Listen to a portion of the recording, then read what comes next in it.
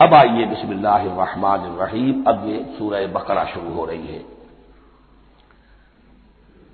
سورۃ البقرہ جو 286 آیات پر مشتمل ہے، تقریباً 2.5 پاروں پر پھیلی ہوئی ہے۔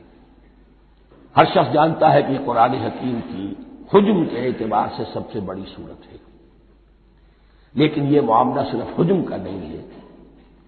نبی اکرم صلی اللہ علیہ وسلم نے اسے سنام القرآن قرار دیا ہے۔ آپ نے فرمایا لکل شیء سنام، ہر چیز کی ایک چوٹی ہوتی ہے، جیسے اونٹ کا کوہان ہوتا ہے۔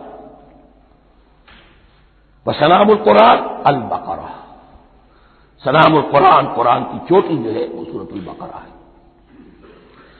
یہ نوٹ کر لیجئے جو میں نے کل آپ کو جو مختلف مکی اور مدنی صورتوں کے گروپوں کے بارے میں بتایا تھا کہ یہاں سے اب پہلی منزل بھی شروع ہو رہی ہے اور پہلا گروپ بھی شروع ہو رہا ہے، اور اس کے ساتھ جو اگلی صورت آئے گی وہ اس کا جوڑا ہے، سورہ آل عمران، جس کی سب سے نمایاں علامت یہ نوٹ کیجیے، یہ بھی الف لام میم سے شروع ہوئی، اگلی بھی الف لام میم سے شروع ہوگی۔ اس کے بعد 2 صورتیں مدنی اور ہیں، لیکن ان دونوں میں نہ حروف مقطعات ہے نہ کوئی اور تمہیدی کلام ہے، براہ راست خطاب سورہ نساء میں یا ایھا الناس اور سورہ مائدہ میں یا ایھا الذین آمنوا، کوئی تمہیدی بات نہیں، کوئی حروف مقطعات نہیں، براہ راست خطاب۔ وہ ایک جوڑا ہے سورہ نساء اور سورہ مائدہ، اور یہ ایک جوڑا ہے سورہ بقرہ اور سورہ آل عمران۔ سورہ بقرہ اور سورہ آل عمران کو نبی اکرم صلی اللہ علیہ وسلم نے الزہراوین بھی قرار دیا ہے۔ زہرا کہتے ہیں بڑی روشن چیز کو، یہ حضرت فاطمہ رضی اللہ تعالی عنہا کے نام کے ساتھ آتا ہے، فاطمہ الزہراء، تو زہرا بہت روشن دمکتی ہوئی شے۔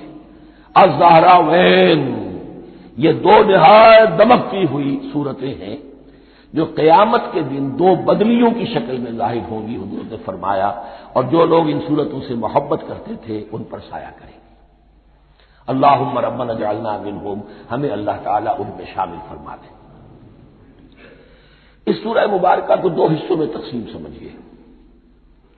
ویسے تو یہ کہ رکوع آئیں گے، پارے بھی بدلیں گے اس میں، لیکن حصے 2 ہیں۔ پہلے حصے میں اصل روئے سخن سابقہ امت مسلمہ سے ہے، یہود سے، بنی اسرائیل سے۔ دوسرے حصے میں اصل خطاب موجودہ امت مسلمہ سے ہے، امت محمد سے صلی اللہ علیہ وسلم۔ پہلے حصے میں 18 رکوع ہیں لیکن آیات 152 ہیں۔ دوسرے حصے میں 22 رکوع ہیں لیکن آیات 134 ہیں۔ گویا کہ اس سے آپ کو توازن نظر آئے گا کہ اگرچہ ادھر رکوعوں کی تعداد کم ہے 18، لیکن آیات کی تعداد زیادہ ہے 152۔ دوسرے حصے میں رکوعوں کی تعداد زیادہ ہے 22، لیکن آیات کی تعداد 134۔ اسی لیے اس کا ایک نام میں نے تجویز کیا ہے، وہ اس لیے تاکہ کچھ حقائق آپ کے ذہنوں میں ان ناموں کے حوالے سے بھی انشاءاللہ محفوظ ہو جائیں گے۔ سورۃ الامتین، 2 امتوں کی صورت، اس لیے کہ تقریباً نصف اس کی ساری بحث جو ہے، مرکزی بحث، وہ سابقہ امت مسلمہ بنی اسرائیل، اور دوسرا نصف اس میں سارا خطاب وہ ہے موجودہ امت مسلمہ یعنی امت محمد صلی اللہ علیہ وسلم۔ اس کا جو پہلے 18 رکوع ہے یا پہلا حصہ ہے، اس کے اندر ڈویژن فردر ہوگی ورٹیکل، عمودی، پہلے 4 رکوع، پھر 10 رکوع، پھر 4 رکوع۔ لیکن جو 22 رکوع ہیں دوسرے حصے کے، دوسرے نصف کے، اس میں ڈویژن جو ہے جو ہاریزونٹل ہے، وہ افقی تقسیم ہے، عمودی نہیں، افقی۔ وہ میں بعد میں بیان کروں گا جب ہم وہاں پہنچ جائیں گے۔ ان کو پہلے سمجھ لیجئے کہ اس پہلے حصے کی جو تقسیم میں نے کی ہے، پہلے 4 رکوع، پھر 10 رکوع اور پھر 4 رکوع۔ پہلے 4 رکوع یوں سمجھیے کہ پورے قرآن مجید کے لیے اس کی حکمت اور فلسفے کا جو حصہ مکی قرآن میں بیان ہو چکا تھا اس کا خلاصہ ہے۔ جب یہ سورت نازل ہو رہی ہے تو یہ تو مدینہ میں حضور تشریف لا چکے ہیں، 12-13 سال جو ہے گزر چکے ہیں، اور ان 12-13 سالوں کے دوران 2/3 قرآن نازل ہو چکا ہے۔ اس میں جو بھی حکمت، فلسفہ اور بنیادی دعوت، یہ جو چیزیں مکی قرآن میں بیان ہوئی، ان کا خلاصہ نچوڑ نکال کر یہاں 4 رکوعوں میں رکھ دیا گیا۔ اگرچہ ان میں بھی جب گہرائی میں آپ دیکھیں گے تو روح سخن جو ہے وہ بنی اسرائیل کی طرف ہے، وہ میں بعد میں عرض کروں گا، لیکن اضافی طور پر یہ سمجھ لیجئے کہ پورے مکی قرآن کے حکمت اور پیغام کا خلاصہ ان 4 رکوعوں میں۔ پھر 10 رکوع ہیں جن میں براہ راست خطاب ہے سابقہ امت مسلمہ، یا بنی اسرائیل۔ اس کے بھی 2 حصے ہیں۔ پہلے ایک رکوع میں دعوت ہے، بڑا انداز اس کا بڑا پیارا ہے، اس میں دعوت ہے، ایمان لاؤ محمد پر صلی اللہ علیہ وسلم۔ اور اس کے بعد 9 رکوع ہیں ملامت کے، ملامت، تنقید، تم نے یہ کیا اور یہ کیا اور یہ کیا، ہم نے یہ احسان کیے، یہ احسان کیے، یہ احسان کیے، تم نے یہ ناشکری کی، یہ ناشکری کی، یہ ناشکری کی۔ اور اس سب کا نتیجہ آخری 4 رکوعوں میں ہے کہ اب تمہیں اس منصب سے معزول کیا جا رہا ہے جس پر تم 2000 برس تک فائز رہے، اور تمہیں ہٹا کر اب ایک نئی امت محمد کی شکل میں جو وجود میں آ چکی ہے صلی اللہ علیہ وسلم، اسے اس پر فائز کیا جا رہا ہے۔ اور اس کی علامت کے طور پر اسے میں کہا کرتا ہوں کورونیشن، تاج پوشی۔ ایک امت معذور، دوسری امت اس کا نصب ہو رہا ہے، اس کی تاج پوشی کے لیے سمبل، علامت کیا ہے؟ قبلہ تحویل، وہ قبلہ یروشلم سابقہ امت کا قبلہ اب ادھر رخ نہیں ہوگا، اب اہل توحید کا قبلہ یہ مکے کی طرف ہوگا، بیت اللہ کی طرف ہوگا۔ تو تحویل قبلہ کا مضمون ہے جو ان 4 رکوعوں میں آتا ہے۔ تو یہ میں نے تھوڑی سی تمہید جو ہے آپ کے سامنے رکھ دی ہے۔ اب بسم اللہ کیجیے۔ بسم اللہ الرحمن الرحیم، الف لام میم۔ الف لام میم یہ حروف مقطعات ہیں، یہ علیحدہ علیحدہ پڑھے جاتے ہیں، علم نہیں پڑھ سکتے اس کو۔ الف لام میم، ہا میم ہے، ہا علیحدہ میم علیحدہ، اگرچہ لکھے ہوئے ہوتے ہیں جڑے ہوئے، کاف ہا یا عین صاد لکھے ہوئے جڑے ہوئے پڑھے جائیں گے علیحدہ علیحدہ، قطع علیحدہ کرنا۔ تو حروف مقطعات، ان کے بارے میں ایک بات تو جو ہے اجماعی ہے، سب کے نزدیک مسلم ہے، ان کا کوئی حتمی مفہوم اور ان کے حتمی معنی کسی کو معلوم نہیں سوائے اللہ اور اس کے رسول کے۔ اس معنی میں یوں بھی کہا گیا یہ کوڈ ورڈز ہیں، جیسے کہ کوئی میسیجز جو ہیں ادھر ادھر بھیجے جاتے ہیں، سیکرٹ میسیجز، تو کچھ کوڈ ورڈز ہوتے ہیں جس سے سمجھ میں آتا ہے کہ یہ بات واقعتاً صحیح سورس سے آ رہی ہے، واللہ عالم۔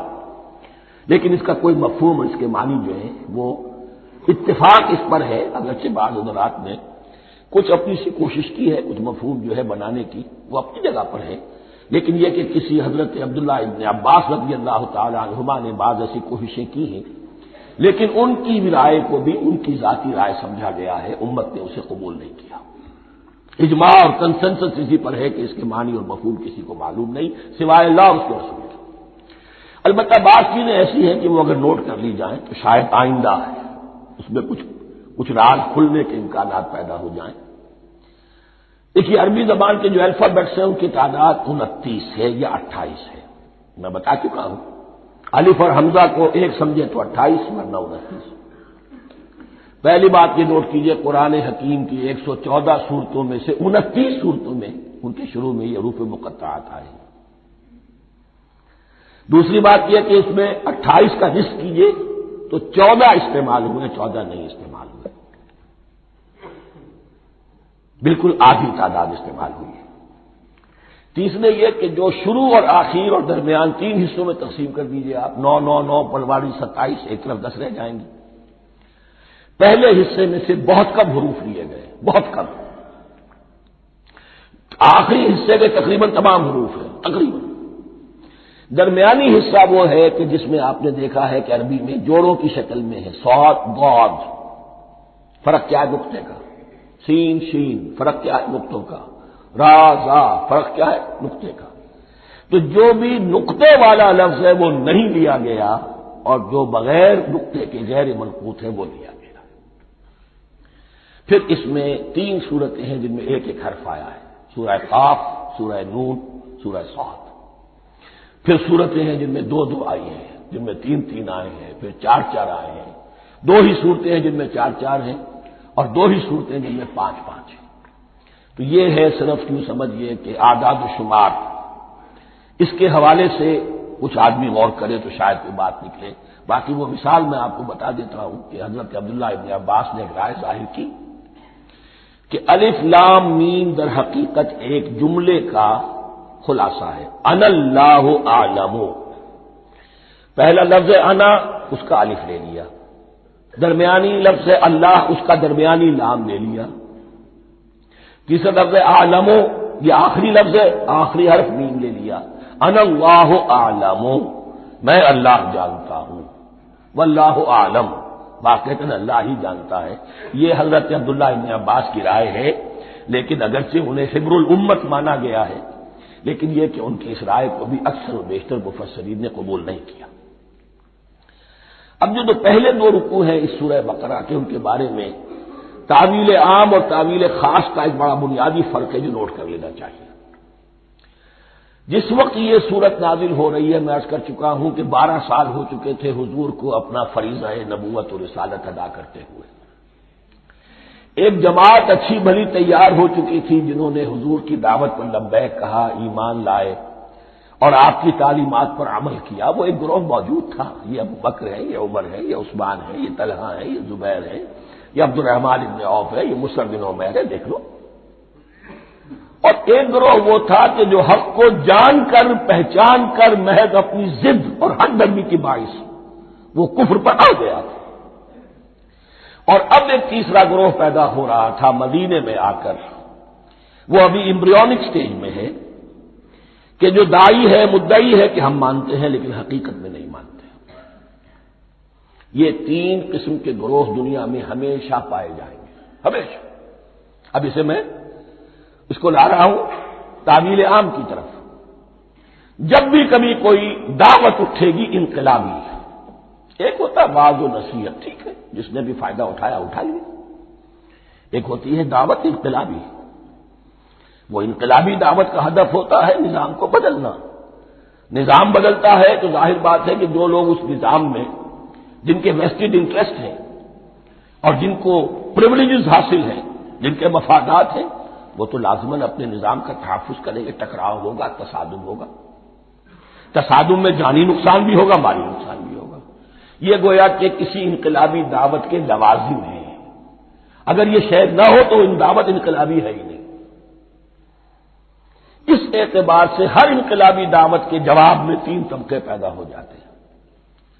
ایک وہ کہ جو اس دعوت کو قبول کرتے ہیں دیانت کے ساتھ، خلوص کے ساتھ، اخلاص کے ساتھ، اور پھر پوری جواں مردی کا ثبوت دیتے ہیں، ہر کے بعد آباد، اب جو آئے سو آئے، جان دینی پڑے حاضر ہیں، مال دینا پڑے حاضر ہیں، کوئی تکلیف آئے، کوئی مشقت آئے، کوئی مصیبت آئے، کوئی قربانی کرے، حاضر۔ جب پکارا گیا واپس نہیں پھیرا کوئی فرمان جنوں کا، اور تنہا نہیں لوٹی کبھی آواز جرس کی، خیریت جا راحت تن صحت داما، سب بھول گئی مصلحت اہل حوث کی۔ ایک وہ لوگ ہوتے ہیں کہ جو اڑ جاتے ہیں ضد پر، ہٹ درمی پر، ماننے کے باوجود، جاننے کے باوجود یہ بات تو ٹھیک ہے جو کہہ رہے ہیں، کیسے مان لیں؟ ہماری سیادت، ہماری چودراہٹ، ہمارے مفادات، ہمارے یہ ساری چیزیں، ان سب کے اوپر زد پڑ رہی ہے۔ یہ لوگ اڑ جاتے ہیں، اور پھر کوئی دعوت، کوئی نصیحت، کوئی مزید افہام و تفہیم ان کے حق میں مفید نہیں ہوتی۔ اس لیے کہ صحیح بات ہے جو کہتے ہیں کہ سوتے کو تو جگایا جا سکتا ہے، جاگتے ہو کیسے جگائے؟ کوئی سویا ہوا ہے تو آپ بھی جگا دیں گے، جو جاگا ہوا ہے لیکن وہ بنا ہوا ہے، وہ اٹھنے کو تیار ہی نہیں ہے، تو آپ کیسے اٹھا دیں گے اس کو؟ تو جو لوگ جان بوجھ کر حق کو پہچان کر رد کر دیتے ہیں، پھر ان کے حق میں کوئی دعوت، کوئی نصیحت، کوئی تبلیغ، کوئی انذار، کوئی تبشیر مفید نہیں ہوتی۔ تیسرا درجہ ایسے لوگوں کا ہوتا ہے جو یا تو شروع میں آتے ہی شرارت کے ارادے سے، کوئی مصلحت ہے جس کی وجہ سے اس دعوت کو قبول کر لیا، کوئی ذاتی منفعت ہے جس کے لیے قبول کر لیا، یا یہ کہ شروع میں تو اخلاص کے ساتھ آتے ہیں لیکن جب قربانی دینے کا وقت آتا ہے تو ان کے اندر سیرت و کردار کی وہ مضبوطی نہیں ہوتی کہ ہر چباد آباد، یہ نہیں ہوتی، وہ پھر ڈگمگاتے رہتے ہیں، کبھی کچھ چلے پھر کہیں چھٹک کر رہ گئے، پھر کہیں کچھ چلے پھر چھٹک کر رہ گئے۔ یہ تیسرا طبقہ ہے کہ جو کہتا ہے دعوی مدعی ہے کہ ہم نے مانا ہے، قبول کیا ہے، بات ٹھیک ہے، کچھ تھوڑا بہت چلتے بھی لیکن جہاں مشکل آئی چھٹک کر کھڑے ہو گئے، عہدے منہ گر پڑے۔ یہ تیسرا طبقہ ہے۔ اس کے لیے لفظ ہمارے ہاں منافقین بھی ہے، لیکن اس رکوع میں آ کر ابھی ان 4 رکوعوں میں نہیں بلکہ سورہ بقرہ میں مکمل میں بھی کہیں نفاق کا لفظ نہیں آیا ہے، اس لیے کہ اسے مرض سے تعبیر کیا گیا ہے۔ یہ مرض ہے اور اس مرض کے ذریعے سے لوگوں کے اندر جو ہے وہ ایک نفاق کا بیج پڑ رہا ہے جو ظاہر ہوگا کہ منافقت پوری کی پوری کھل کر سامنے آ جائے گی۔ روگ ہے انسانی شخصیت کا، اس حوالے سے وہ تیسری، اور یہ چونکہ اہم ترین حصہ تھا اور یہ مرض اب شروع ہو رہا تھا، مدینے میں، مکے میں نہیں تھا، لہذا زیادہ تفصیل سے اس کے بارے میں گفتگو ہوئی۔ اعوذ باللہ من الشیطان الرجیم، بسم اللہ الرحمن الرحیم، الف لام میم ذالک الکتاب لا ریب فیہ صدق اللہ العظیم۔ الف لام میم حروف مقطعات ہیں جن کے بارے میں عرض کر چکا ہوں۔ ذالک الکتاب لا ریب فیہ، یہ وہ کتاب ہے اس میں کوئی شک نہیں۔ الکتاب اس لیے کہا گیا ہے کہ قرآن مجید کی پیشین گوئیاں اور خوشخبریاں سابقہ کتابوں میں موجود تھیں، اور چونکہ اس سورہ مبارکہ میں اصل خطاب کا رخ جو ہے وہ ہے سابقہ امت مسلمہ کی طرف، تو ذالک کتاب نہیں کہا گیا، ذالک کتاب لا ریب فیہ نہیں، ذالک الکتاب یہ وہ کتاب ہے، کتاب موعود ہے جس کی پیشن گوئیاں تورات اور انجیل میں موجود تھیں۔ لا ریب فیہ، اس میں کوئی شک نہیں۔ حرف اورا ریب، نئے، تبدیل، نئے، یہی الفاظ آئے ہیں سورہ سجدہ کے شروع میں بھی، الف لام میم تنزیل الکتاب لا ریب فیہ رب العالمین، لا ریب فیہ من رب العالمین، فیہ ھدی للمتقین۔ فیہ دونوں طرف مل سکتا ہے، لا ریب فیہ اسے معانقہ کہتے ہیں، لا ریب فیہ پڑھیں گے تو ھدی سے شروع کر دیں گے، لا ریب پر ختم کر دیں گے تو فیہ ھدی للمتقین، یہ دونوں معنی درست ہوں گے۔ آپ کو مل جائے گا جو قرآن شریف لے کر بیٹھے ہوئے ہیں کہ حاشیے میں معانقہ نمبر 1 لکھا ہوا ہے، معانقہ عند المتاخرین۔ ھدی للمتقین یہ ہدایت ہے، رہنمائی ہے اہل تقویٰ میں جو بچنا چاہیں۔ تقویٰ کا اصل مفہوم سمجھ لیجئے، بقا یقی کسی کو بچانا، تقویٰ خود بچنا۔ جن لوگوں کے اندر فطرت سلیمہ ہوتی ہے ان میں اخلاقی حس موجود ہوتی ہے، وہ بری چیز سے بچنا چاہتے ہیں، بھلی کو حاصل کرنا چاہتے ہیں، وہ لوگ ہیں کہ جو گویا کہ اس قرآن کا اصل مخاطب ہے، وہی اس سے استفادہ کر سکیں گے۔ الذین یؤمنون بالغیب، اب ان کے کچھ اوصاف، یہ اصل میں بہت زیادہ واضح ہوتا ہے تعویل خاص کے اعتبار سے کہ دیکھ لو درخت کو اپنے پھل سے پہچانتے ہیں، اس قرآن کے پھل موجود ہیں نا، یہ ابو بکر اور عمر اور عثمان اور علی کون ہیں؟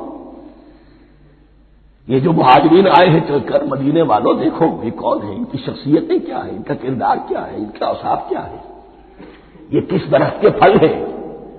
یہ اس بینہ کے پھل ہیں، یہ اس ذکرہ کے پھل ہیں۔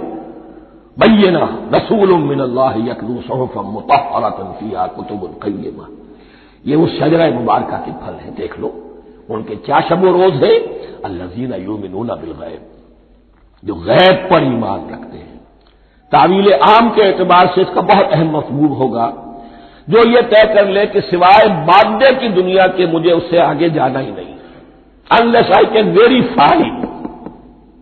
آپ کو معلوم ہے کہ میٹیریل جو حقائق ہے وہ تو آپ ویریفائی کر سکتے ہیں، آنکھ سے دیکھ سکتے ہیں، کان سے سن سکتے ہیں، ویریفائڈ ہے۔ جو یہ سمجھ لے گا کہ اس کے بیونڈ کچھ نہیں ہے، اس کے لیے قرآن میں کوئی ہدایت نہیں۔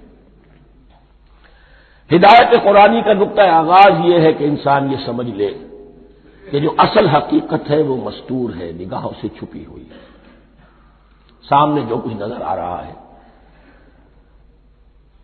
ایک انگلستان کے بہت بڑے فلسفی کی کتاب کا عنوان ہے appearance and reality, reality and appearance, Bradley کی کتاب۔ اپیئرنس جو کچھ نظر آ رہا ہے یہ حقیقت نہیں، حقیقت اس کے پیچھے ہے۔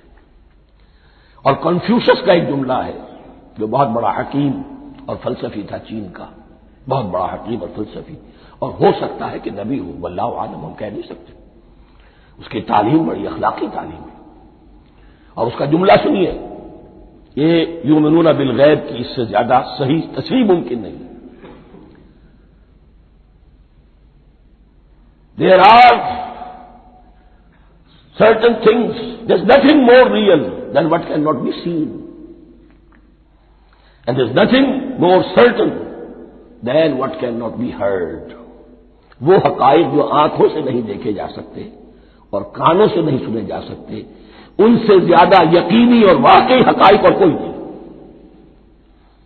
There's nothing more real than what cannot be seen. And there's nothing more certain than what cannot be heard.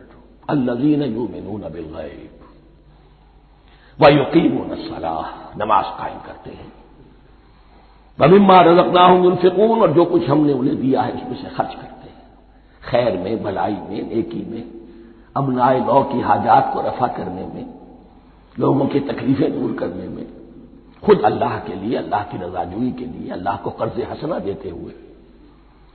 والذین یؤمنون بما انزل الیک وما انزل من قبلک، اور وہ کہ جو ایمان رکھتے ہیں اس پر بھی جو آپ پر نازل کیا گیا ہے محمد صلی اللہ علیہ وسلم، اور اس پر بھی کہ جو آپ سے پہلے نازل کیا گیا۔ یہ بہت اہم الفاظ ہیں، اس لیے کہ عام طور پر آج کل ہمارے ہاں یہ خیال پھیلا ہوا ہے کہ یہ تورات اور انجیل کے پڑھنے کا کوئی فائدہ نہیں، کوئی ضرورت نہیں، کوئی ضرورت نہیں کی حد تک تو شاید بات صحیح ہو، لیکن کوئی فائدہ نہیں، یہ بالکل غلط ہے۔ یہ ابتدا ہے قرآن کی، اور کس قدر اہتمام کے ساتھ کہا جا رہا ہے۔ ایمان صرف قرآن پر نہیں، اس پر بھی کہ جو اس سے پہلے نازل کیا گیا۔ اور سورہ نساء کی آیت، اور سورہ نساء نازل ہوئی ہے کہیں جا کر سن 6 ہجری میں، یا ایھا الذین آمنوا آمنوا باللہ ورسولہ والکتاب الذی نزل علی رسولہ والکتاب الذی انزل من قبل۔ تو اس سے ایمان جو ہے تورات پر اور انجیل پر اور زبور پر اور صحف ابراہیم پر، اجمالی ایمان کی جو اہمیت ہے اس کو اچھی طرح سمجھ لیجیے۔ البتہ یہ ہے کہ چونکہ ہم سمجھتے ہیں اور جانتے ہیں کہ ان کتابوں میں تحریف ہو گئی ہے، لہذا ان کتابوں کی کوئی شے قرآن پر حجت نہیں ہوگی۔ جو چیز قرآن سے ٹکرائے گی ہم اس کو رد کر دیں گے، ان کتابوں کی کسی شے کو دلیل کے طور پر نہیں لائیں گے۔ لیکن جہاں قرآن مجید کی کسی بات کی نفی نہ ہو رہی ہو تو بہت سے حقائق ہمیں ان کتابوں ہی سے ملتے ہیں۔ انبیاء کے مابین جو زبانی ترتیب ہے، کرونالوجیکل آرڈر جو ہے، وہ تو ہمیں تورات سے ملتا ہے، قرآن میں تو نہیں۔ قرآن میں کبھی حضرت نوح کا ذکر بعد میں ہے، حضرت موسیٰ کا پہلے، وہ وہاں تو کسی اور پہلو سے ترتیب آتی ہے، لیکن وہاں ہمیں تاریخ ملتی ہے، ابراہیم کی، اسحاق کی، یعقوب کی، انبیاء بنی اسرائیل کی، موسیٰ کی، عیسیٰ کی، یہ ساری چیزیں۔ تو اس کی اہمیت جو ہے اس کو سمجھ لیجئے۔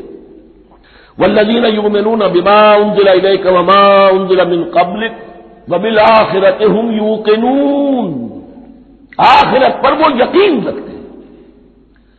نوٹ کرنے والی بات کیا ہے کہ باقی سب چیزوں کے لیے لفظ ایمان آیا، آخرت کے لیے ایقان کیوں؟ واقعہ یہ ہے کہ انسان کے عمل کے اعتبار سے سب سے زیادہ مؤثر شے ایمان بالآخرہ ہے۔ ایمان بالآخرہ ہے تو عمل سیدھا رہے گا کہ ہاں مجھے جواب دہی کرنی ہے، جانا ہے، اٹھنا ہے، اللہ کے حضور حاضری ہے۔ اگر یہ یقین ہے تو عمل صحیح ہوگا۔ اس میں کمی ہو گئی تو توحید جو ہے وہ بھی بس ایک عقیدہ، ایک ڈوگما بن کے رہ جائے گی۔ ایمان بالرسالت بھی بدعات کو جنم دے گا، عید میلاد نبی منا لیجئے اور کچھ عشقیہ اشعار کہہ دیجئے، نعتیہ اشعار کہہ دیجئے، اللہ اللہ خیر صلی اللہ، یہ ایمان بالرسالت کے مظہر ہوں گے۔ عمل انسان کا درست ہوتا ہے آخرت کے یقین کے ساتھ. وبالآخرۃ ہم یوقنون، آخرت پر انہی کا یقین ہے، انہی کا یقین ہے. یہ حصر بھی ہے اس اعتبار سے کہ یہودی میں مدعی تھے کہ ہم آخرت پر یقین رکھتے ہیں، یہاں کنٹراسٹ دکھایا جا رہا ہے آخرت پر یقین رکھنے والے یہ لوگ ہیں. اور تعویل خاص کے اعتبار سے وہ لوگ موجود ہیں تمہاری نگاہوں کے سامنے. 13 برس کی محنت کی کمائی محمد الرسول اللہ صلی اللہ علیہ وسلم کی اس کتاب کی، یتلو علیہم آیاتہ ویزکیہم ویعلمہم الکتاب والحکمہ، اس کا جو نتیجہ ہے وہ تمہارے سامنے. اولئک علی ھدی من ربہم، یہ وہ لوگ ہیں جو اپنے رب کی طرف سے ہدایت پر ہیں. وہ ابتدائی ہدایت بھی ان کے پاس تھی اور یہ تکمیلی ہدایت بھی، قرآن پر بھی ان کا یقین پورا ہے اور محمد کا اتباع بھی وہ کر رہے ہیں. وَأُولَٰئِكَ هُمُ الْمُفْلِحُونَ، اور یہی وہ لوگ ہیں جو فلاح پانے والے ہیں. فلاح کا لفظ بھی قرآن مجید کی بڑی اہم اصطلاح ہے. منزل مراد کو پہنچ جانا، کسی باطنی حقیقت کا عیا ہو جانا. اسی لیے اس پر پھر گفتگو انشاءاللہ ہوگی سورہ مومنون کے شروع میں. لیکن یہ کہ فلاح پانے والے، کامیاب ہونے والے اصل میں یہی لوگ ہیں. تو گویا کہ تعویل خاص میں صحابہ کرام کی طرف اشارہ ہو گیا، تعویل عام میں ہر شخص کو بتا دیا گیا اگر قرآن کی ہدایت سے مستفید ہونا ہے تو یہ اوصاف اپنے اندر پیدا کرو. اب دوسرا گروہ، ان الذین کفروا سواء علیہم انذرتہم ام لم تنذرہم لا یؤمنون، یقیناً جن لوگوں نے کفر کیا. اور یہاں مراد کیا ہے؟ جو کفر پر اڑ گئے. اس کو ہم تعویل عام میں نہیں لے سکتے، اس لیے کہ اگر تو ہم اس کو عام میں لے لیں گے تو اس کے معنی تو یہ ہوں گے جس شخص نے کسی وقت کفر کیا اب وہ ہدایت پر آ ہی نہیں سکتا. نہیں، یہ بات نہیں ہے. کوئی کفر میں ہے، وہ غالطے کی بنا پر ہے، عدم توجہی کی بنا پر ہے، حق اس پر واضح نہیں ہوا ہے اس لیے ہے، تو آپ اسے سمجھائیں گے، انذار و تبشیر سے اسے فائدہ ہو جائے گا، واعظ و نصیحت سے اسے فائدہ ہو جائے گا. ایک وہ ہے کہ جو حق کو سمجھ کر، پہچان کر اور پھر اڑ گئے، ضد کی وجہ سے، ہٹ دھرمی کی وجہ سے، تعصب کی وجہ سے، تکبر کی وجہ سے، حسد کی وجہ سے. ان الذین کفروا، ایسے لوگوں کا معاملہ کیا ہے؟ سواء علیہم انذرتہم ام لم تنذرہم لا یؤمنون، برابر ہے ان کے لیے خواہ آپ انہیں سمجھائیں خواہ نہ سمجھائیں، ڈرائیں نہ ڈرائیں، انذار فرمائیں نہ کریں، لا یؤمنون، وہ ایمان لانے والے نہیں. وہی بات جو میں نے کہی تھی کہ سوتے کو جگایا جا سکتا ہے، جاگتے کو کیسے جگائیں. ختم اللہ علی قلوبہم وعلی سمعہم وعلی ابصارہم غشاوہ، ان کے دلوں پر اللہ نے مہر کر دی ہے. کیوں کر دی ہے؟ یہ ابتداء مہر نہیں ہوئی، جب حق کو پہچان کر انہوں نے رد کر دیا، اس کی پاداش میں، اس کی سزا کے طور پر. ختم اللہ علی قلوبہم، اللہ نے ان کے دلوں پر مہر کر دی ہے، وعلی سمعہم، اور ان کی سماعت پر بھی، وعلی ابصارہم غشاوہ، اور ان کی آنکھوں کے سامنے پردہ پڑ چکا ہے. یہ مضمون سورہ یاسین کے شروع میں پھر آئے گا بہت شر و بست کے ساتھ. وَلَهُمْ عَذَابٌ عَظِيمٌ، اور ان کے لیے تو اب بہت بڑا عذاب ہے. یہ دوسرا گروہ ہو گیا. ایک رکوع میں 2 کو سمیٹ لیا گیا، کل ابھی 7 آیتیں ہوئی ہیں. ایک وہ گروہ جس نے قرآن مجید کی دعوت سے صحیح استفادہ کیا، ان میں طلب ہدایت کا مادہ موجود تھا، ان کی فطرتیں سلیم تھیں، ان کے سامنے دعوت آئی، قبول کی اور قرآن کے بتائے ہوئے راستے پر چلے. وہ گلے سرسبز ہیں، وہ شجرہ قرآنی کے نہایت مبارک اور مقدس وہ اس کے پھل ہیں. ایک گروہ وہ ہے جس نے حق کو پہچانا لیکن اس کو رد کر دیا اپنے تعصب یا ہٹ دھرمی کی وجہ سے. ان کا ذکر آ گیا بہت اختصار کے ساتھ، اس لیے کہ ان کا ذکر آپ کو بہت تفصیل سے مکی صورتوں میں ملے گا. اب آیا تیسرا گروہ، وَمِنَ النَّاسِ، اور لوگوں میں کچھ ایسے بھی ہیں، مَن يَقُولُ آمَنَّا بِاللَّهِ وَبِالْيَوْمِ الْآخِرِ وَمَا هُم بِمُؤْمِنِينَ، جو کہتے تو یہ ہے کہ ہم ایمان رکھتے ہیں اللہ پر بھی اور یوم آخر پر بھی، مگر وہ حقیقت میں مومن نہیں ہے. یہاں ایک بات سمجھ لیجئے، اکثر و بیشتر مفسرین نے اس تیسری کیٹیگری کے بارے میں یہی رائے قائم کی ہے کہ یہ منافقین مذکور ہے یہاں، اگرچہ لفظ منافق یا لفظ نفاق نہیں آیا یہاں، لیکن مولانا نیاسر اصلاحی صاحب نے ایک رائے ظاہر کی ہے جو بڑی قیمتی ہے، وہ یہ کہ یہاں ایک کردار کا نقشہ کھینچ دیا گیا ہے، غور کرنے والے غور کر لیں، دیکھ لیں، جس پر بھی وہ چسپاں ہو جائے۔ اور بالفعل جب یہ آیات نازل ہو رہی تھی تو دو طبقات پر یہ کردار نگاری جو ہے، یہ جو شخصیت کا ہیولہ کھینچا جا رہا ہے، وہ دو کے اوپر راست آ رہا تھا۔ ایک علماء یہود، وہ بھی کہتے تھے کہ ٹھیک ہے محمد جو کہہ رہے ہیں ہم بھی اللہ کو مانتے ہیں، آخرت کو بھی مانتے ہیں، اسی لیے یہاں رسالت کا ذکر نہیں ہے۔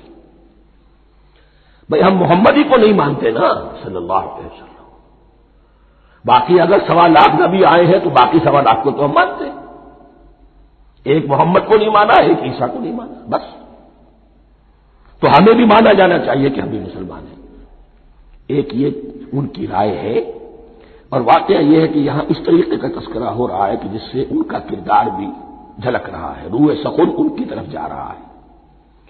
مجھے یاد ہے اپنی 10ویں جماعت کے زمانے میں دہلی میں نے دیکھا تھا کہ ناٹ سرکس وہاں کا ایک بڑی مارکیٹ ہوتی تھی، تو جوتے کی دکان پہ بہت بڑا جوتا لٹکایا ہوا تھا، بہت بڑا، اور لکھا تھا free to whom it fits, جس کے پاؤں میں یہ ٹھیک ٹھیک آ جائے وہ لے جائے۔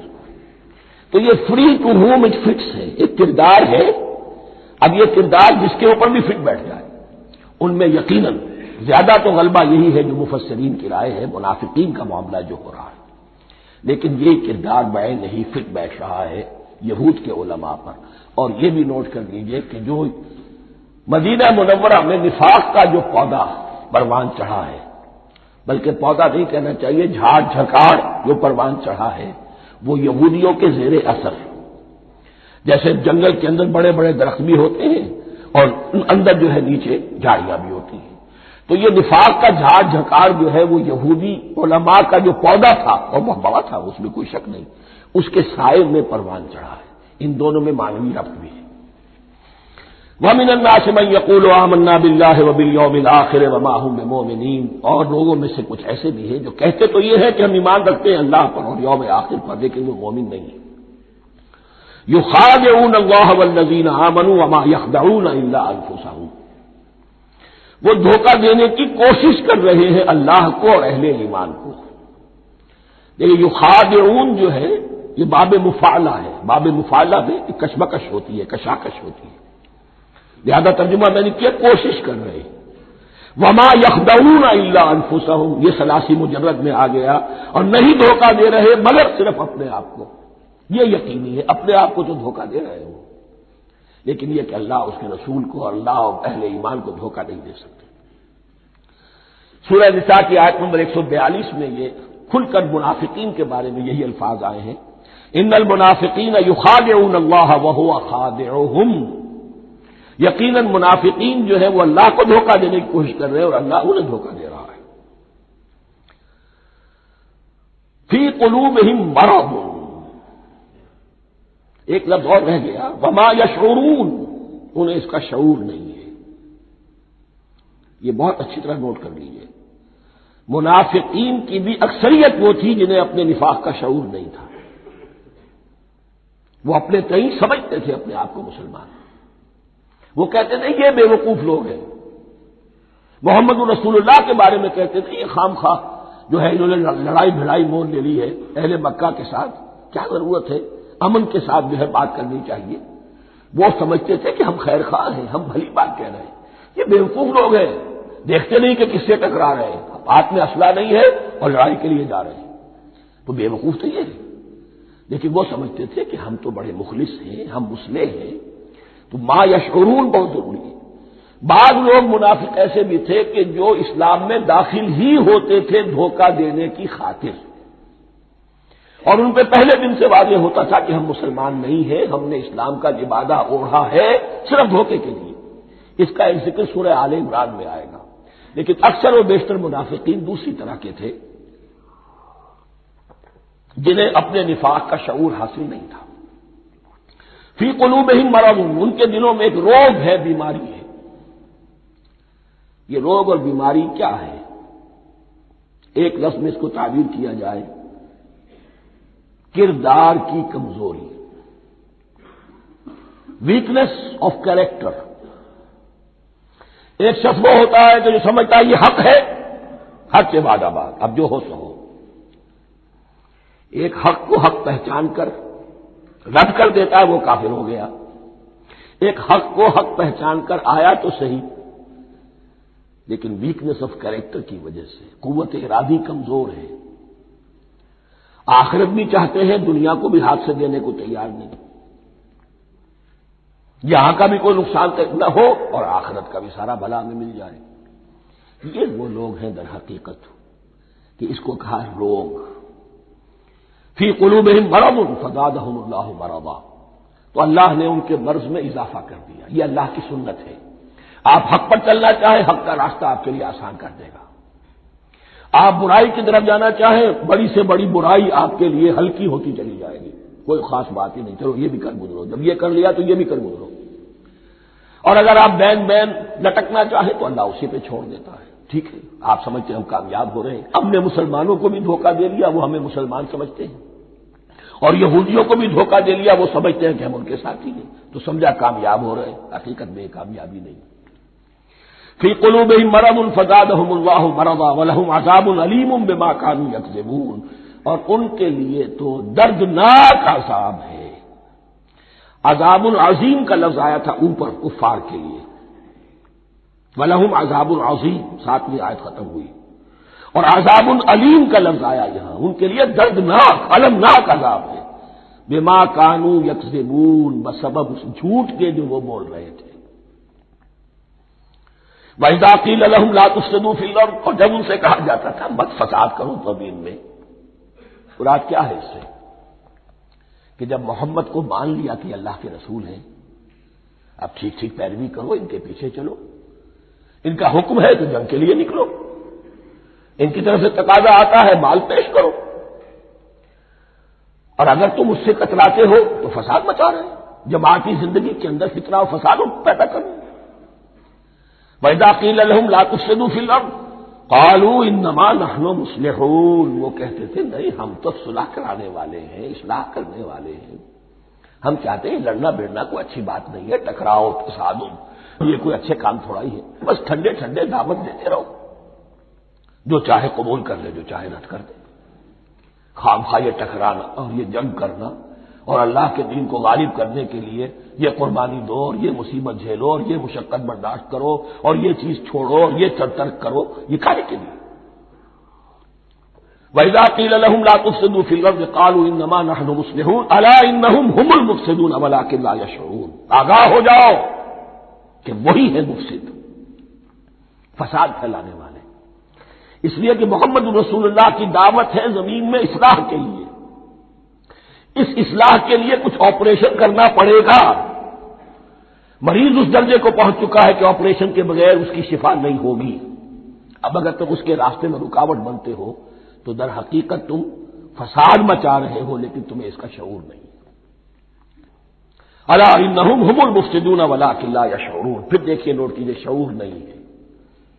شعوری نفاق اور شے ہے، غیر شعوری نفاق ہے کہ جس کا یہ سارا تذکرہ ہو رہا ہے. وَإِذَا قِيلَ لَهُمْ آمِنُوا كَمَا آمَنَ النَّاسُ، اور جب ان سے کہا جاتا ہے ایمان لاؤ جیسے دوسرے لوگ ایمان لائے. آخر دیکھو دوسرے یہ اہل ایمان ہیں، جب بلاوا آتا ہے فوراً لبیک حاضر ہوتے، جو بھی ہو. یہ تم جو ہے آخر تم نے اور روش اختیار کی. وَإِذَا قِيلَ لَهُمْ آمِنُوا كَمَا آمَنَ النَّاسُ قَالُوا أَنُؤْمِنُ كَمَا آمَنَ السُّفَهَاءُ. وہ کہتے ہیں کہ کیا ہم ایمان لائے جیسے یہ بے وقوف لوگ ایمان لائے. انہیں تو اپنے نفع کی فکر، نہ نقصان کی فکر، نہ خطرات کا کوئی خیال، نہ اندیشوں کا کوئی گمان. جان جائے مال جائے، اولاد کو چھوڑ دیں، گھر بار چھوڑ کے آ گئے ہیں. ان سے بڑے بے وقوف کون ہوں گے؟ بال بچے چھوڑ آئے ہیں کفار مکہ کے رحم و کرم پر، سرداران قریش جو چاہے ان کے ساتھ کریں. تو یہ تو بے وقوف لوگ ہیں. آج کل آپ کہتے ہیں ایسے ہی لوگوں کو فینیٹکس ہیں. یہ فینیٹکس ہے. دیکھ بھال کر چلنا چاہیے، دائیں بائیں دیکھ کر چلنا چاہیے، نفع نقصان کا خیال کر کے چلنا چاہیے. چاہے حق ہے ٹھیک ہے، لیکن بہرحال اپنی مصلحتوں کو بھی اور اپنے اہل و عیال کی مصلحتوں کو بھی دیکھنا چاہیے. یہ لوگ تو معلوم ہوتا ہے کہ بالکل دیوانے ہو گئے، فینیٹکس ہو گئے. وَإِذَا قِيلَ لَهُمْ آمِنُوا كَمَا آمَنَ النَّاسُ قَالُوا أَنُؤْمِنُ كَمَا آمَنَ السُّفَهَاءُ أَلَا إِنَّهُمْ هُمُ السُّفَهَاءُ وَلَٰكِن لَّا يَعْلَمُونَ. آگاہ ہو جاؤ کہ وہی بے وقوف ہیں لیکن انہیں علم نہیں ہے. وہ صادق الایمان جو ایمان کی ہر تقاضے کو پورا کرنے کے لیے ہر وقت حاضر ہے، ان سے بڑا عقل مند کوئی نہیں، ان سے بڑا سمجھدار کوئی نہیں. انہوں نے یہ جان لیا ہے کہ اصل زندگی آخرت کی زندگی ہے، یہ نہیں ہے. یہ تو عارضی ہے، کل نہیں آج ختم ہو جائے، آج نہیں ابھی ختم ہو جائے، کیا فرق پڑے گا؟ جانا تو ہے، اب نہیں تو کل، کل نہیں تو پرسوں جانا تو ہے. تو عقل تو ان کے اندر ہے. الا انہم هم السفہاء ولکن لا یعلمون واذا لقوا الذین آمنوا قالوا آمنا. اور جب یہ ملتے ہیں ان سے جو اہل ایمان ہیں تو کہتے ہیں ہم بھی ایمان رکھتے ہیں. اب یہ ان دونوں پر آئے گا. عام جو یہودی تھے وہ بھی کہتے تھے کہ ہم بھی تو آخر اللہ کو مانتے ہیں، آخرت کو مانتے ہیں. اور منافق تو تھے ہی جو رسول کو بھی مانتے تھے. وَإِذَا خَلَوْا إِلَىٰ شَيَاطِينِهِمْ. اور جب یہ اپنے شیطانوں کے پاس خلوت میں ہوتے ہیں، اور یہاں شیاطین سے مراد ہیں اہل کتاب یہود کے علماء، ان کے سردار، یا عبداللہ ابن ابی جو منافقین مدینہ کا سردار تھا. اگر وہ کبھی ملامت کرتا ہے دیکھو تم تو معلوم ہوتا ہے بالکل مسلمانوں میں شامل ہی ہو گئے پوری طرح سے، تمہیں کیا ہو گیا، تم ہر بات مان رہے ہو. اب انہیں یہ کچھ نہ کچھ اپنی وفاداری کا یقین دلانے کے لیے کہنا پڑتا تھا، نہیں نہیں ہم انہیں بیوقوف بنا رہے ہیں، ہم ان سے ذرا تمسخر کر رہے ہیں، ہم ہیں آپ کے ساتھ ہی، آپ فکر نہ کریں. اسی لیے یہ دو منہ ہونا، نفق کہتے ہیں سرنگ کو جس کے دو دروازے ہوتے ہیں، باقی زیر زمین ہے. نافقہ گوہ کا بل ہے کہ دو دروازے رکھتا ہے، دو اس کے منہ رکھتا ہے کہ ادھر سے اگر کتا داخل ہو جائے شکار کے لیے تو ادھر سے نکل بھاگے، ادھر سے آئے تو ادھر سے نکل بھاگے. تو دو منہ انسان، یہ در حقیقت جس کو پھر سورہ نساء میں کہا گیا لا الہ الا ولا الہ الا، نہ ادھر کے ہیں نہ ادھر کے، مذبذبین بین ذلک، اس کے درمیان مذبذب ہو کر رہ گئے. یہ شیطان کا لفظ یہاں سمجھ لیجئے کہ اس کے دو رائے ہیں کہ یہ شطنہ سے بنا ہے یا شات سے بنا ہے، شین الف توئے یا شین طا نون. شطنہ کے معنی تباہ ادا کو بہت دور ہو گیا، دور ہو گیا. شیطان سے مراد جو اللہ کی رحمت سے بہت دور ہو گیا. اور شاتا یشیتوں کے معنی ہے احترق غضبا وحسدا، کوئی شخص غصے اور حسد کے اندر جل رہا ہو، وہ شاتا یشیتو ہے. اس سے فعلان کے وزن پر، رحمان کے وزن پر، غضبان کے وزن پر شیطان، یعنی وہ کہ جو حسد اور غضب کی آگ میں جل رہا ہے. تو یہ ایک تو شیطان وہ ہے جو جنات میں سے ہے جس کا نام عزازیل تھا پہلے، اب ہم اسے ابلیس کے نام سے جانتے ہیں. وہ ایک شیطان ہے، جنی ہے. پھر یہ کہ جو بھی اس کے پیروکار ہیں دنیا میں انسانوں میں سے ہو یا جنات میں سے ہو وہ بھی شیاطین ہیں.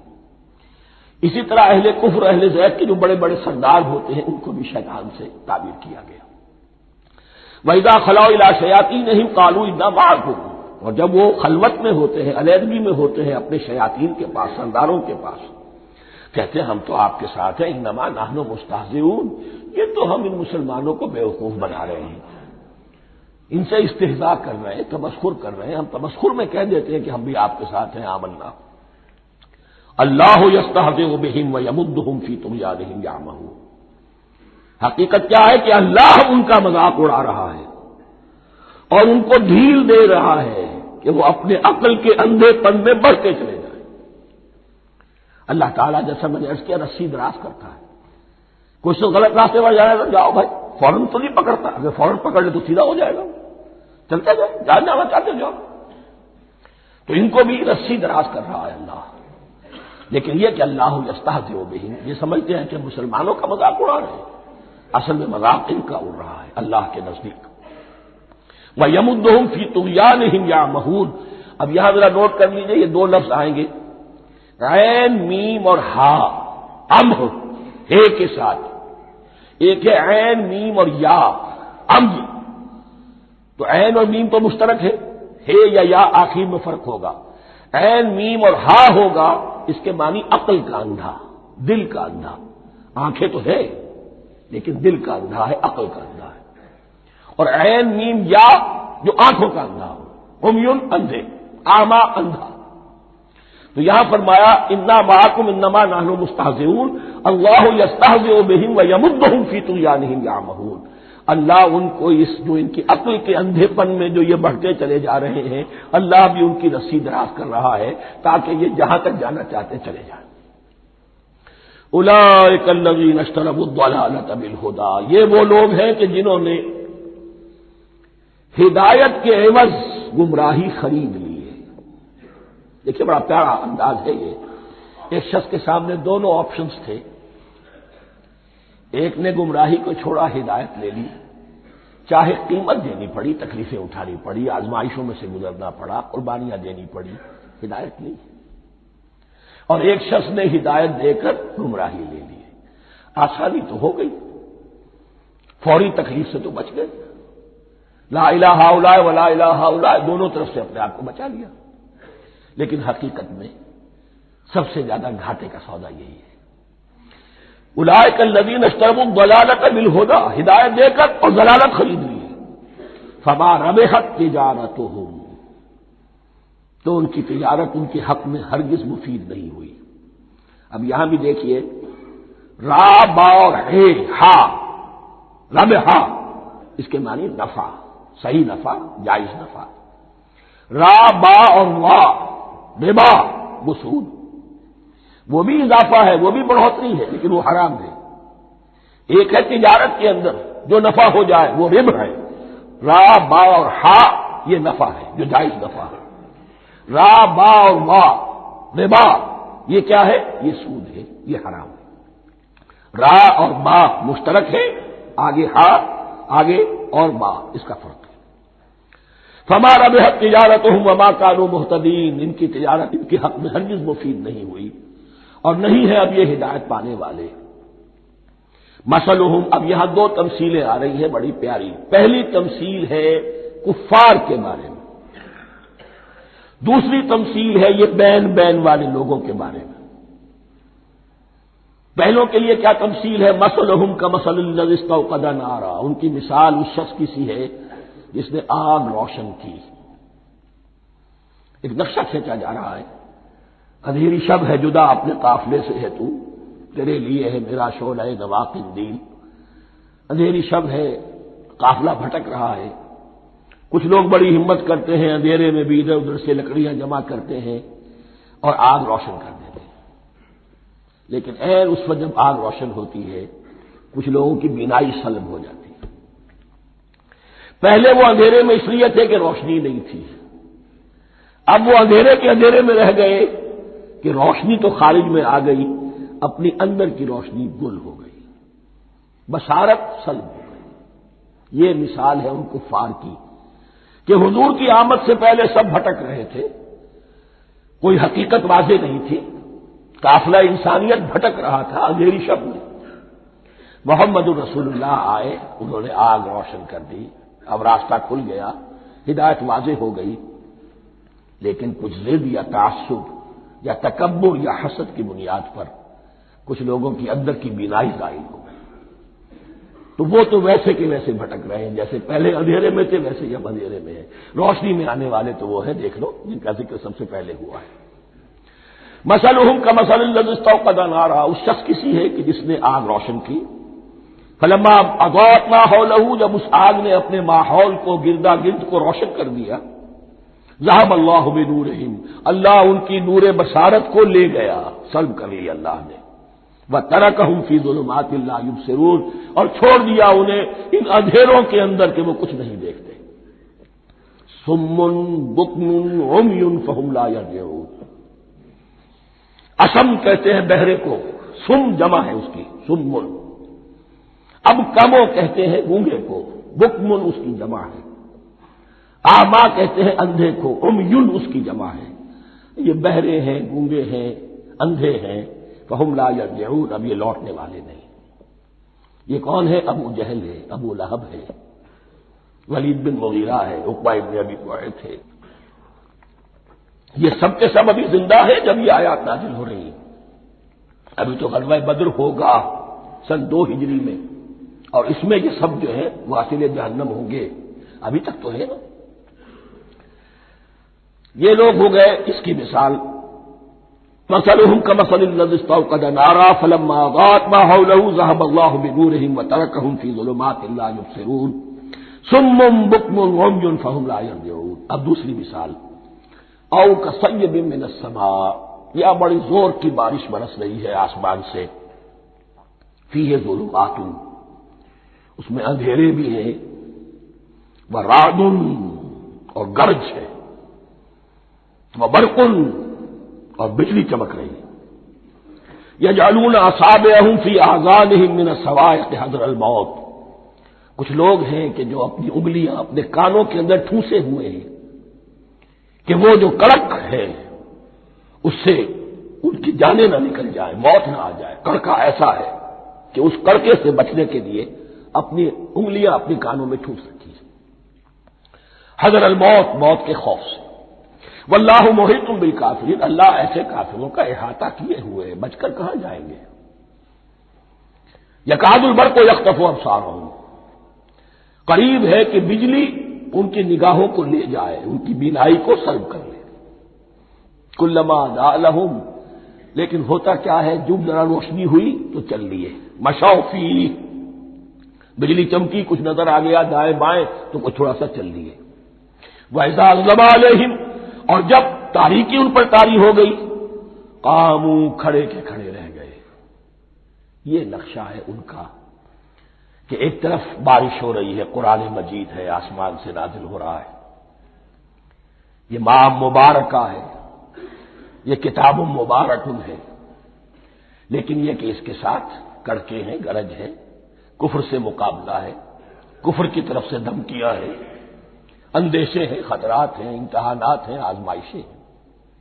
ذرا کہیں حالات کچھ بہتر ہوئے، کچھ جسے بریدنگ سپیس کہتے ہیں ملی تو تھوڑا سا چل لیے. ہم بھی مسلمان ہیں، کوئی خاص موقع نہیں ہے، کسی جنگ کے لیے بلایا نہیں جا رہا ہے تو بڑھ چڑھ کے باتیں کر رہے ہیں، اپنے ایمان کا اظہار بھی کر رہے ہیں. جیسے ہی کوئی آزمائش آئی ٹھٹک کر کھڑے کے کھڑے رہ گئے. وَلَوْ شَاءَ اللَّهُ لَذَهَبَ بِسَمْعِهِمْ وَأَبْصَارِهِمْ، اللہ چاہتا تو ان کی سماعت اور بصارت کو بھی سلب کر لیتا، لیکن اللہ کا قانون یہی ہے جو جہاں رہنا چاہے اس نے آزادی ارادہ دی ہے انسان کو. تم اگر مومن صادق بن کر رہنا چاہتے ہو اس کو آسان کر دے گا تمہارے لیے. تم نے اپنے تعصب کی وجہ سے، اپنے تکبر کی وجہ سے کفر کا راستہ اختیار کیا، اللہ اسی کو کھول دے گا. تم بیچ میں لٹکنا چاہتے ہو لٹکتے رہو، اللہ تعالیٰ جو ہے جبرن کسی کو نہ حق پہ لائے گا نہ جبرن کسی کو باطل پر لے کر جائے گا. اس لیے کہ جبر اگر ہو تو پھر امتحان کا معاملہ ختم، پھر جزا و سزا بیکار ہے، غیر منطقی ہے، غیر معقول ہے. ان اللہ علی کل شیء قدیر، یقیناً اللہ تعالیٰ ہر چیز پر قادر ہے. یہ 2 رکوع اس اعتبار سے کہ انسانی شخصیتوں کا سمجھنا، اور جیسا کہ میں نے عرض کیا قابل عام ذہن میں رکھیے، جب بھی کبھی کوئی دعوت حق اٹھے گی، اگر وہ واقعتاً کل کے کل حق کی دعوت ہے اور اس میں انقلابی رنگ ہے کہ باطل سے پنجہ آزمائی کرنی ہے، باطل کو نیچا دکھانا ہے، حق کا غلبہ کرنا ہے، تو یہ 3 قسم کے افراد لازماً ہمیشہ وجود میں آ جائیں. ان کو پہچاننا، ان کے کردار کی جو اصل جو اس کے پیچھے پس منظر ہے اس کو جاننا بہت ضروری ہے. اب جو تیسرا رکوع آ رہا ہے سورہ بقرہ کا، اس میں قرآن کی دعوت کا خلاصہ ہے. قرآن کیا ماننے کی دعوت دیتا ہے، اس کی پکار کیا ہے. جیسا کہ میں عرض کر چکا ہوں 2/3 قرآن پہلے نازل ہو چکا ہے، پس منظر میں ہے. ہمارے لیے اس ترتیب مصحف کے اعتبار سے وہ قرآن بعد میں آئے گا، ترتیب نزولی کے اعتبار سے وہ پس منظر میں موجود ہے. لیکن چونکہ یہاں پر مصحف کے اندر یہاں سے آغاز کیا جا رہا ہے، لہذا اس کا خلاصہ جو ہے لب لباب یہ 1 رکوع میں، اور قرآن کے فلسفے کا اور اس کے بعد نہایت ہی اہم جو موضوعات ہیں اور مسائل ہیں ان کا ذکر پھر 4تھے رکوع میں. ابھی ہم تیسرا رکوع پڑھ رہے ہیں. یا ایھا الناس اعبدوا ربکم الذی خلقکم والذین من قبلکم لعلکم تتقون، اے لوگو بندگی اختیار کرو اپنے اس رب کی، اپنے اس مالک کی جس نے تمہیں پیدا کیا، اور نہ صرف تم کو پیدا کیا، تم سے پہلے جتنے لوگ گزرے انہیں بھی پیدا کیا تاکہ تم بچ سکو۔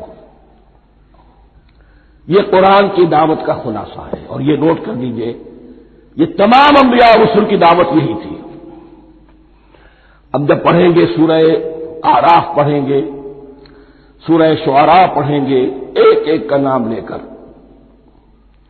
ان اعبدوا اللہ واطیعون، ہر رسول کی دعوت یہ تھی اللہ کی بندگی کرو، میری اطاعت کرو۔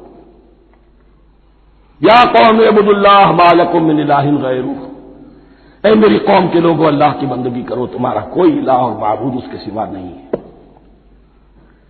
پھر اگلو قرآن یہی عبادت رب انسان کی تخلیق کی غایت ہے، وما خلقت الجن والانس الا لیعبدون، ہم نے جنوں اور انسانوں کو پیدا ہی صرف اس لیے کیا ہے کہ ہماری بندگی کریں۔ لیکن یہاں ایک فرق بہت بڑا ہے، تمام رسولوں کی دعوت یہی ہے، محمد الرسول اللہ کی بھی یہی ہے، لیکن بڑا فرق کیا ہے؟ باقی تمام رسولوں کی دعوت آپ کو ملے گی یا قوم، اے میری قوم کے لوگوں، یہاں ہے یا ایھا الناس، اے بنی آدم، اے بنی نوع انسان۔ معلوم ہوا کہ تمام رسول حضور سے پہلے صرف اپنی اپنی قوموں کی طرف آئے ہیں، پہلے اور آخری اور کامل رسول ہیں اللہ کے محمد صلی اللہ علیہ وسلم، جن کی دعوت آفاقی ہے۔ یا ایھا الناس، یا قوم نہیں، یا ایھا الناس اعبدوا ربکم الذی خلقکم والذین من قبلکم۔ اس میں دلیل بھی آ گئی کہ عام طور پر لوگ جو ہے غلط راستے پر اس دلیل سے جمے رہتے ہیں کہ ہمارے آباء و اجداد کا راستہ یہی تھا۔ تو بھائی جیسے تم مخلوق ہو ایسے وہ بھی تو مخلوق تھے، جیسے تم خطا کر سکتے ہو وہ بھی تو خطا کر سکتے تھے۔ لہذا یہ نہ دیکھو کہ آباء و اجداد کا راستہ کیا تھا، دیکھو یہ کہ حق کیا ہے، لعلکم تتقون، تاکہ تم بچ جاؤ، دنیا میں افراط و تفریط کے دھکوں سے بچ جاؤ گے، آخرت میں اللہ کے عذاب سے بچ جاؤ گے۔ ان دونوں سے اگر بچنا ہے تو اللہ کی بندگی کی روش اختیار کرو۔ اچھا کس رب کی؟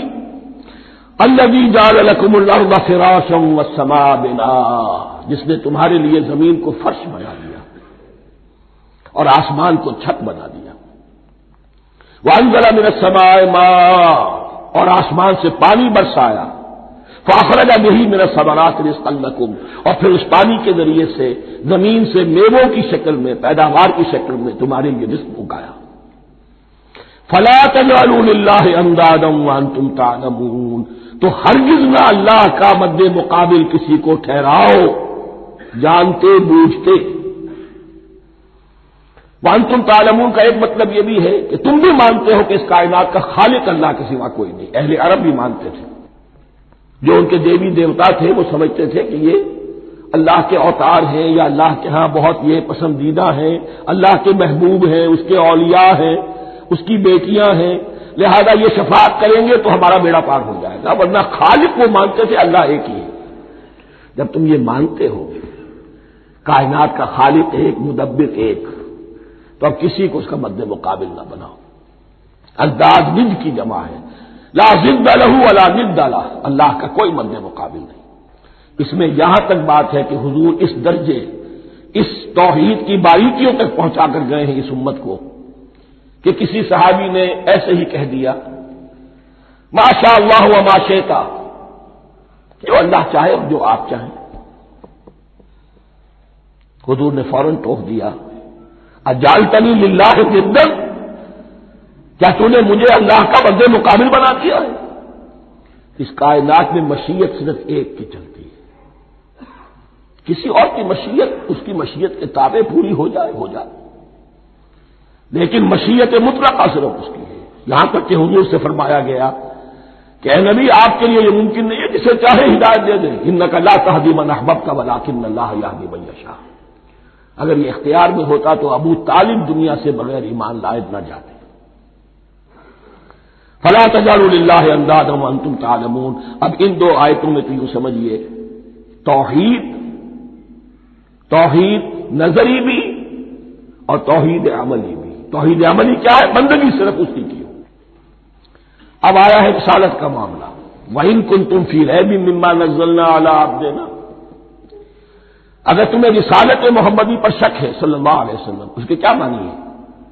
کہ تمہیں اس قرآن کے بارے میں شک ہے جو ہم نے اپنے بندے پر نازل کیا ہے۔ اگر ہے شک فی الواقع، وَإِن كُنتُمْ فِي رَيْبٍ، اگر تمہیں واقعتاً شک ہے مما نزلنا علی عبدنا، اس پر جو ہم نے اپنے بندے پر نازل فرمایا ہے، فاتوا بسورۃ من مثلہ، تو لے آؤ اس جیسی ایک ہی صورت۔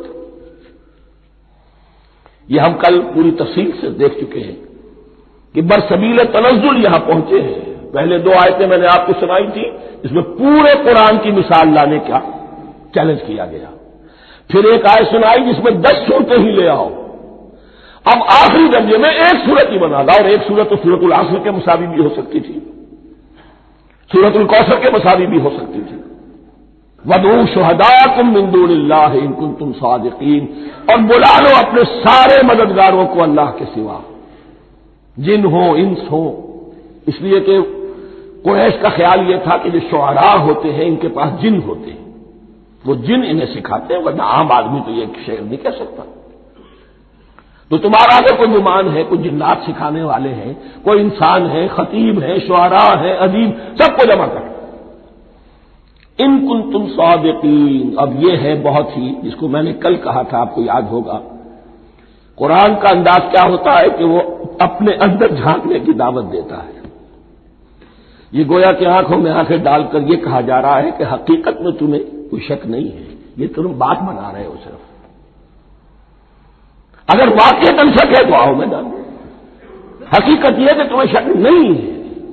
اگر تم سچے ہو فاتوا بسورۃ من مثلہ، تو اس جیسی ایک ہی صورت بنا لاؤ۔ فإن لم تفعلوا، اب ذرا انداز دیکھیے تحدی کا اور چیلنج کا۔ پھر اگر تم یہ نہ کر پاؤ، وَلَن تفعلوا، اور ہرگز نہیں کر سکو گے، یہ چیلنج کون دے سکتا ہے؟ اللہ کے سوا کوئی نہیں دے سکتا۔ یہ انداز کسی کتاب کا نہیں ہے، ذالک الکتاب لا ریب فیہ، یہ کسی کا نہیں ہے۔ فإن لم تفعلوا وَلَن تفعلوا، پھر اگر تم نہ کر پاؤ اور تم ہرگز نہیں کر پاؤ گے، فاتقوا النار التي وقودها الناس والحجارہ، تو ڈرو اس آگ سے جس کا ایندھن بنے گے انسان اور پتھر۔ اعدت للکافرین، کافروں کے لیے تیار کر لی گئی ہے، بھڑکا دی گئی ہے۔ پتھروں کا ذکر خاص طور پر کیوں ہے؟ دو اس کے امکانات ہیں۔ آپ کو معلوم ہے کہ وہ جو پتھر کا کوئلہ ہوتا ہے اس کی آگ بڑی سخت ہوتی تھی، عام جو ہمارا یہ لکڑی کا کوئلہ ہوتا ہے اس کے مقابلے میں۔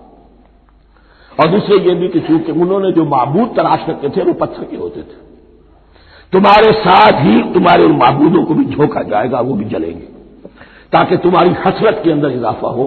ان سے ہم دعائیں مانگا کرتے تھے، ان کے سامنے ماتھے ٹیکتے تھے، ان کے سامنے ڈنڈوت کرتے تھے، ان کو چڑھاوے چڑھاتے تھے۔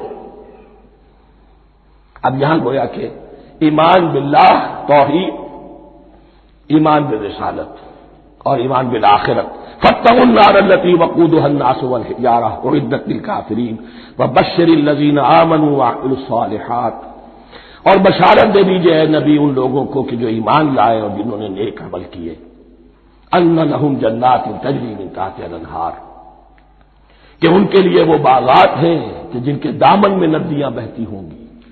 لفظی ترجمہ ہوگا جن کے نیچے ندیاں بہتی ہوں گی۔ مراد اس سے کیا ہے؟ عام فطری باغ وہ ہوتے تھے کہ جس میں ذرا اونچائی پر جو ہے درخت لگے ہوئے ہیں اور دامن میں ندی بہ رہی ہے، تو اس سے خود بخود جو ہے وہ اریگیشن، نیچرل اریگیشن ہو رہی ہے، درختوں کے جڑوں تک پانی پہنچ رہا ہے۔ بارہ ترجمہ آپ لفظی کریں، ان کے نیچے ندیاں بہتی ہوں گی یا یہ کہ جن کے دامن میں ندیاں بہتی ہوں گی۔ کلما رزقوا منها من ثمرۃ رزقا، جب بھی کبھی انہیں دیا جائے گا کوئی پھل رزق کے طور پر کھانے کے لیے جنت میں، قالوا هذا الذي رزقنا من قبل، وہ کہیں گے یہ تو وہی شے ہے جو ہمیں پہلے بھی ملتی تھی۔ اس کا ایک مفہوم یہ ہے، یہ جو نزل ہے، ابتدائی جو ہے دعوت ہے، ابتدائی ضیافت جو ہوگی اس میں وہی چیزیں کہ جو معروف ہے، جانی پہچانی ہے۔ یہ رمان، یہ دیکھیے یہ انار آ رہا ہے خوبصورت، یہ انگور ہے خوبصورت، یہ نخیل ہے، یہ نخل ہے، یہ رطب ہے، لیکن ذائقے کی کوئی نسبت و تناسب بھی نہیں ہوگا۔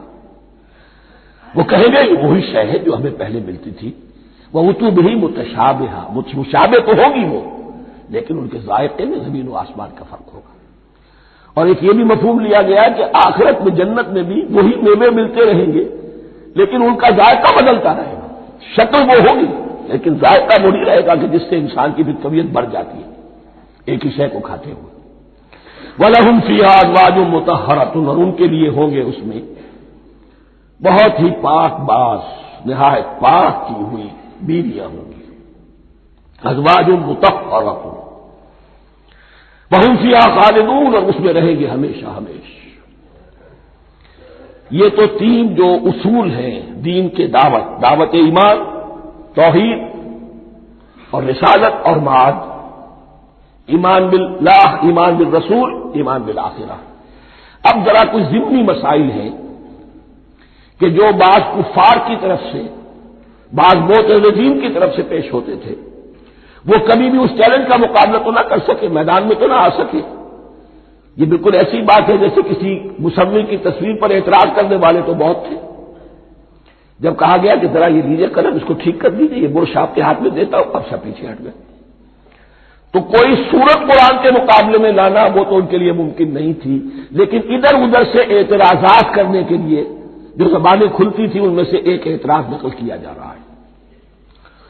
وہ یہ تھا کہ وہ کہتے تھے کہ قرآن مجید میں مکھی کی تشبیہ آئی ہے، یہ تو بڑی حقیر سی ہے، اعلیٰ کلام ہو اور اعلیٰ متکلم ہو، وہ ایسی حقیر چیزوں کا تذکرہ نہیں کرتا۔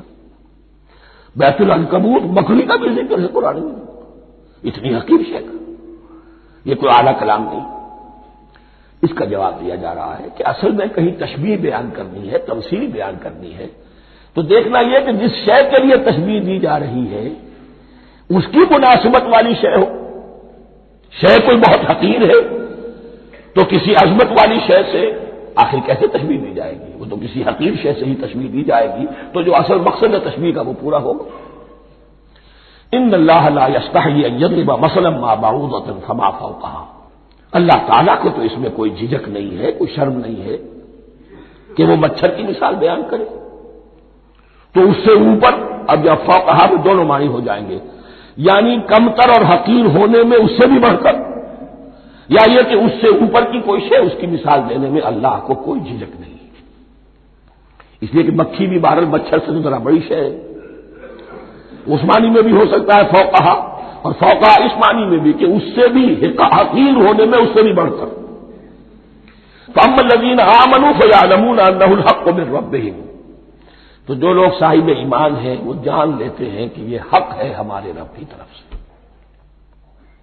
وَأَمَّا الَّذِينَ كَفَرُوا، اور جنہوں نے کفر کیا ہے، فَيَقُولُونَ مَاذَا أَرَادَ اللَّهُ بِهَذَا مَثَلًا، یہ کیا مثال اللہ نے دی، کیا ارادہ ہوا اللہ کا اس مثال کے ذریعے سے، دانت بہت چڑھا رہے ہیں، اعتراض کر رہے ہیں۔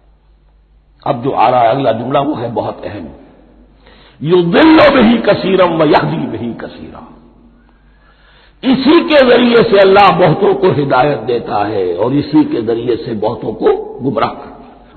معلوم ہوا کہ ہدایت اور گمراہی اور ہدایت اور ضلالت انسان کی سبجیکٹو کنڈیشن کے اوپر دار و مدار ہے اس کا۔ آپ کے دل میں خیر ہے، بھلائی ہے، نیت صحیح ہے، طلب ہدایت، طلب علم، اس میں آپ سچے ہیں، آپ کو ہدایت مل جائے گی۔ دل میں زیغ ہے، کجی ہے، نیت میں ٹیڑھ ہے، فساد ہے، تو اسی کے ذریعے سے اللہ آپ کی گمراہی میں اضافہ کر دے گا۔ یضل بہ کثیرا ویہدی بہ کثیرا، لیکن اللہ کا یہ کسی کو ہدایت دینا اور کسی کو ضلالت دینا علل ٹپ نہیں ہے، کسی قاعدے اور قانون کے بغیر نہیں ہے۔ وما یضل بہ الا الفاسقین، نہیں گمراہ کرتا وہ اس کے ذریعے سے مگر صرف سرکش لوگوں کو، جن میں سرکشی ہے، تعلی ہے، تکبر ہے، اور ان کے اوصاف کیا ہے؟ الذین ینقضون عہد اللہ من بعد میثاقہ، جو توڑ دیتے ہیں اللہ کے ساتھ کیے ہوئے عہد کو، اور سب سے بڑا عہد یہ سورہ اعراف میں چل کر آئے گا، عہد الست۔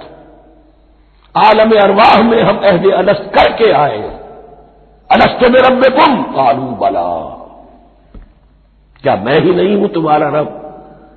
تمام ارواح نے، میں بھی تھا، آپ بھی تھے، سب تھے، کوئی انسان، جتنے انسان دنیا میں آج تک آ چکے ہیں وہ بھی تھے، اور جو آنے ہیں ابھی قیامت تک وہ بھی تھے، لیکن تھے صرف ارواح کی شکل میں، جسم نہیں تھے۔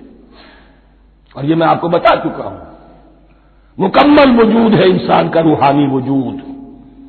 اولاً تخلیق اس کی ہوئی تھی، اسی سے آگے چل کر ایک بہت فلسفے کا بہت گہرا مضمون آ رہا ہے آگے چل کر۔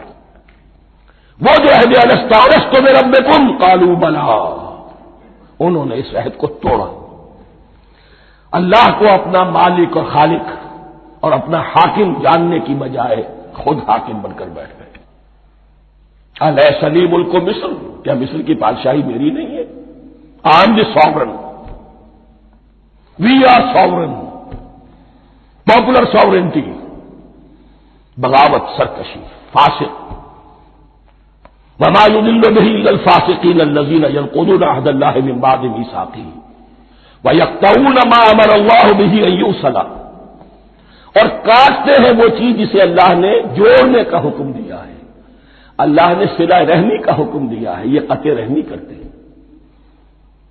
مال کی طلب میں بھائی بھائی کو ختم کرتا ہے، اس کے مال کو ہتھیانے کے لیے، اپنی ذاتی اغراض کے لیے تمام اخلاقی حدود جو ہے انسان پسو پیش ڈال دیتا ہے، اپنا تکبر، اپنے لیے تعلی۔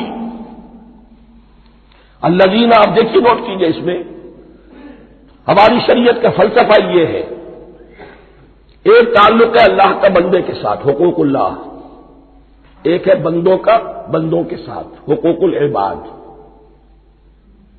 اللہ کا حق کیا ہے؟ اسے حاکم اور مالک، اور حاکم سمجھو، الملک سمجھو، خود اس کے بندے بنو۔ انسانوں کا حق کیا ہے؟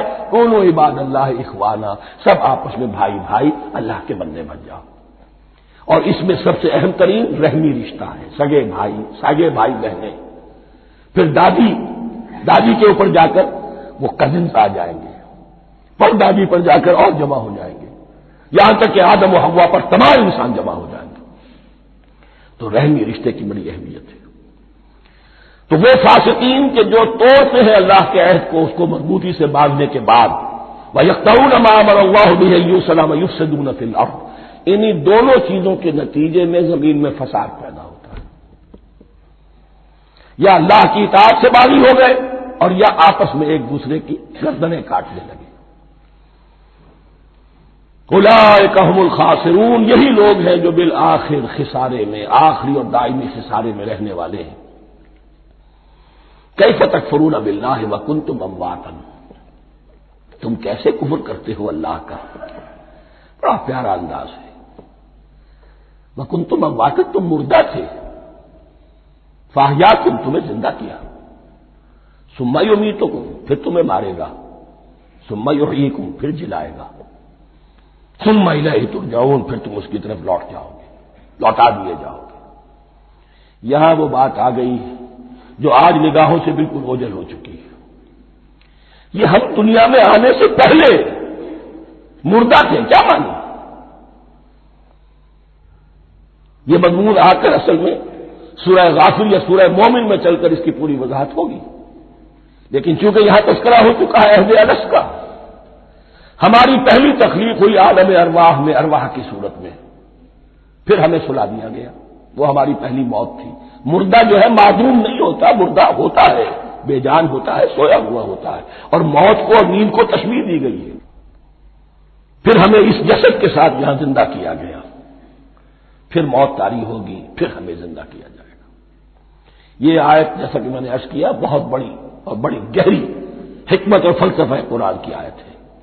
کیسے اللہ کا انکار کرتے؟ کون تم اموات، تم مردہ تھے، سوئی ہوئی ارواح کی شکل میں تھے، فاحیاکم، تمہیں جگایا اس جسد کے ساتھ، زندہ کیا، ثم یمیتکم ثم یحییکم، پھر تمہیں مارے گا، پھر جلائے گا، ثم الیہ ترجعون، پھر تم اس کی طرف لوٹا دیے جاؤ گے۔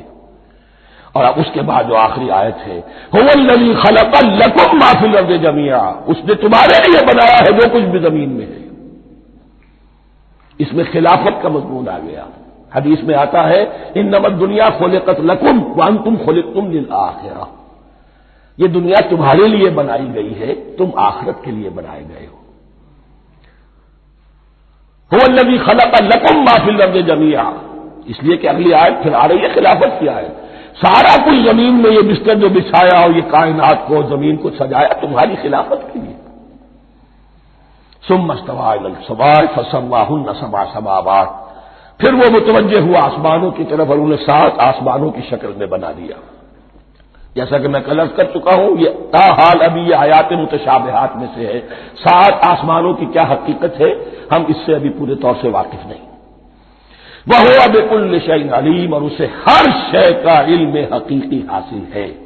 بارک اللہ لی و لکم فی القرآن العظیم ونفعنی وإیاکم بالآیات والذکر الحکیم۔